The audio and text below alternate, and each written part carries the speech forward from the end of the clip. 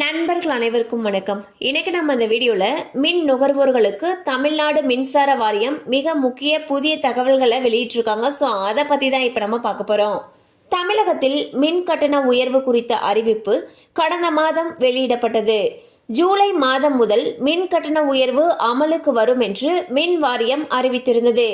இந்நிலையில் ஜூலை மாதம் மின் கட்டணம் செலுத்திய பலருக்கும் இதர கட்டணம் என்ற பெயரில் தமிழக மின் வாரியம் சார்பில் கூடுதல் கட்டணம் செலுத்தும்படி SMS அனுப்பப்பட்டு வருகிறது.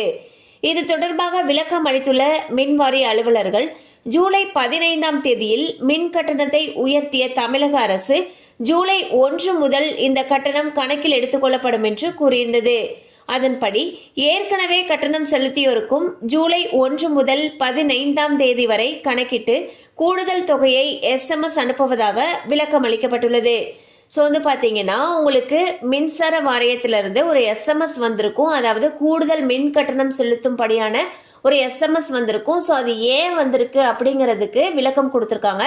அந்த வகையில் ஜூலை 1ஆம் தேதி முதல் புதிய மின் கட்டணம் அமலுக்கு வந்த காரணத்தினால ஜூலை 1ஆம் தேதியிலிருந்து 15ஆம் தேதி வரை கணக்கிட்டு கூடுதல் தொகையை செலுத்தணும்னு சொல்லிட்டு SMS அனுப்பிட்டு வந்துட்டு இருக்காங்க.